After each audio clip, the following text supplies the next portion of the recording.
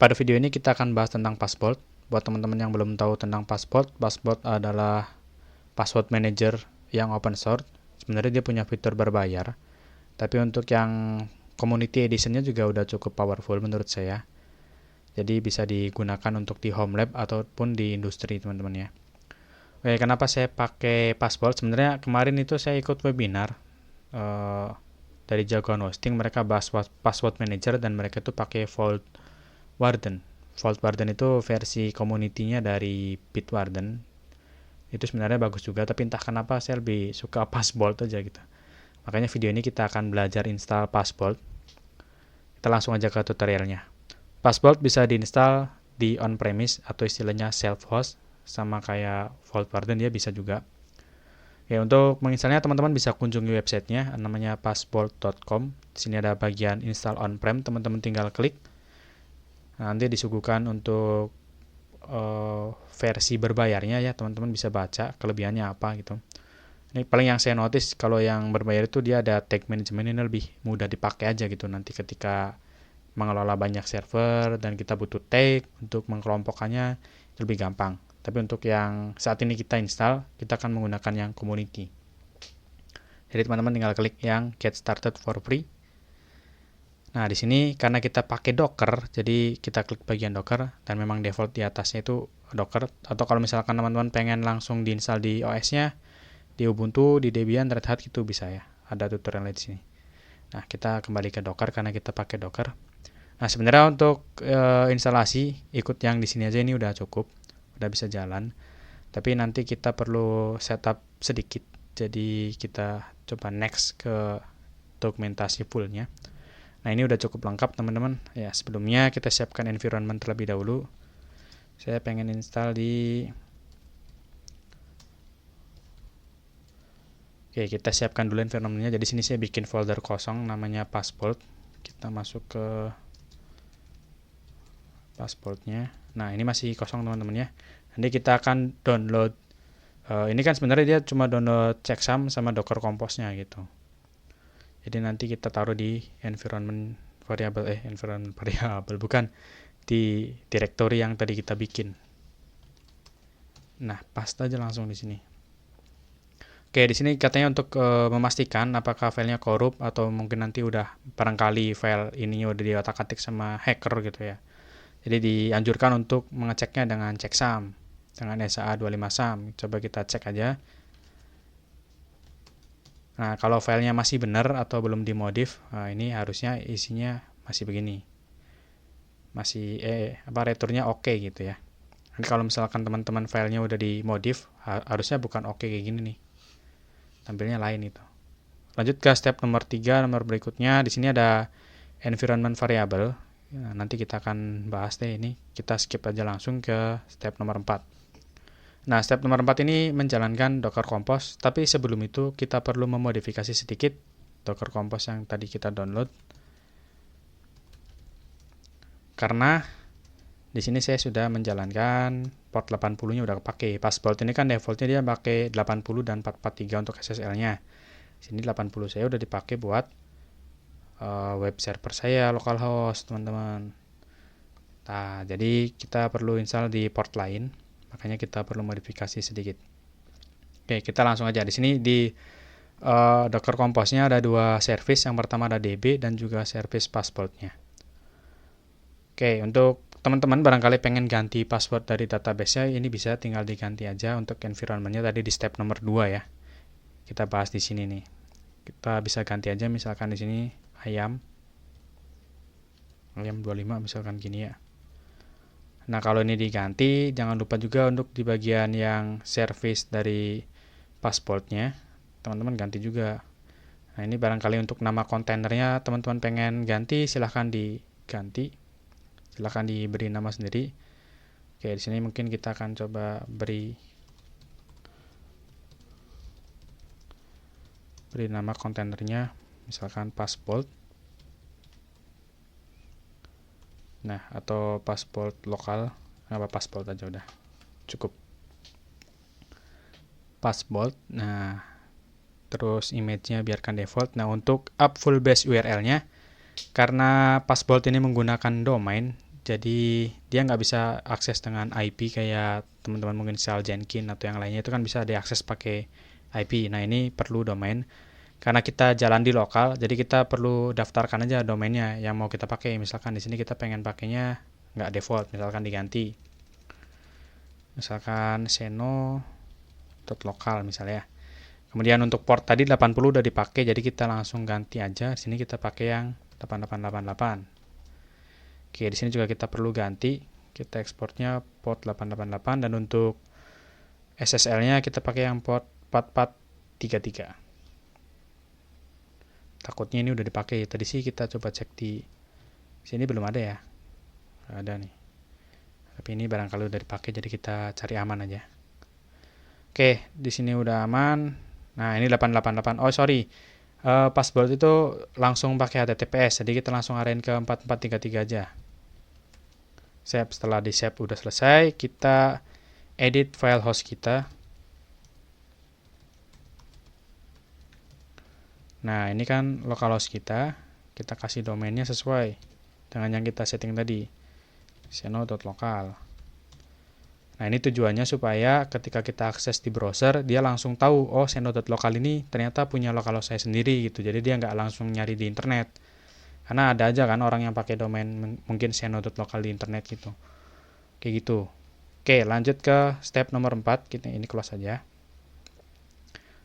Kita lanjut ke ini, kita pakai karena tadi kita sempat modifikasi sedikit ya.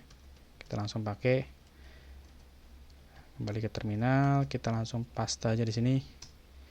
Nah, dia nanti akan pooling image-nya terlebih dahulu. Ini kalau internetnya lama, mungkin dia akan saya percepat teman-teman ya.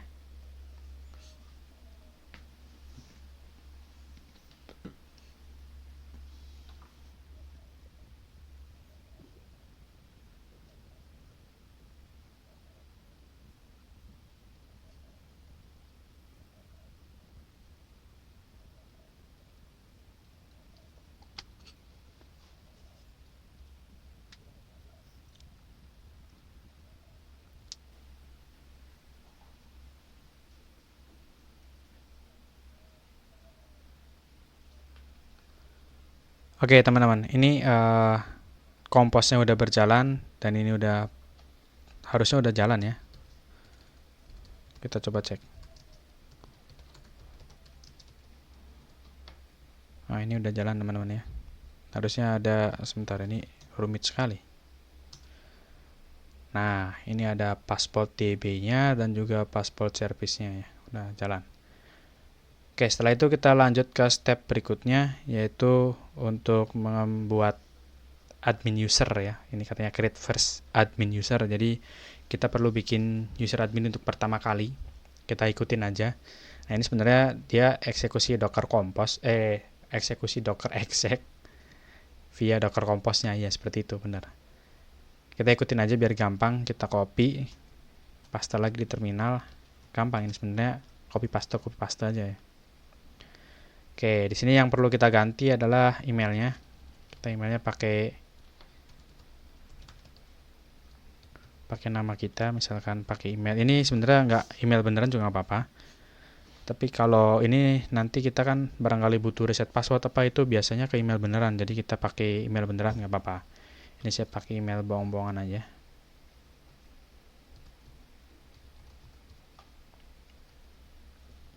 Kemudian your name. Ya, ini kita isi aja.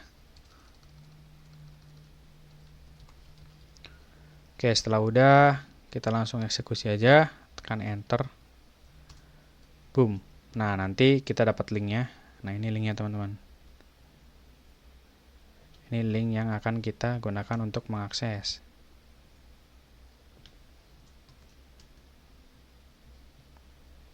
Oke, kita coba buka. Nah, ini langsung diarahkan ke lokal.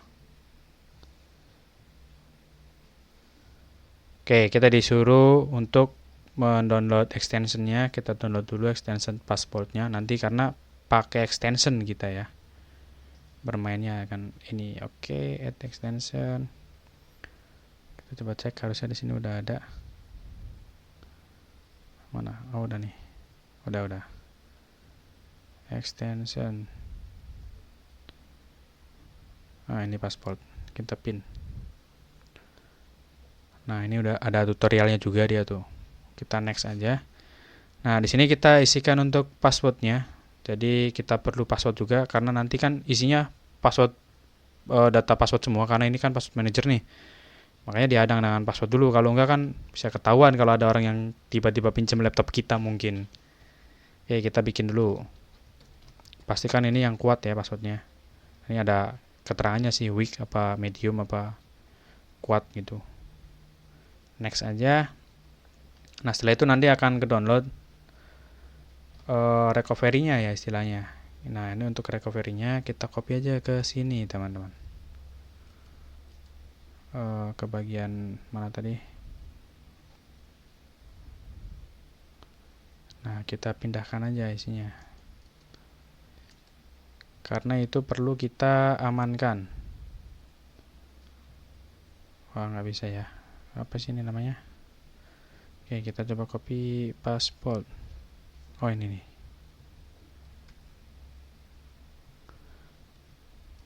Nah, kita amankan. Ganti namanya. Pokoknya ini jangan sampai hilang karena nanti ketika teman-teman lupa password itu bisa bermanfaat. Kita ikutin aja panduan installnya, save, next. Nah, ini untuk security tokennya kita pakai yang PLK aja. Terus ininya hitam gitu ya. Nah, ini supaya gampang. Ini kita screenshot aja. Ini disimpan juga. Kalau teman-teman foto dah. Ini saya simpan dulu.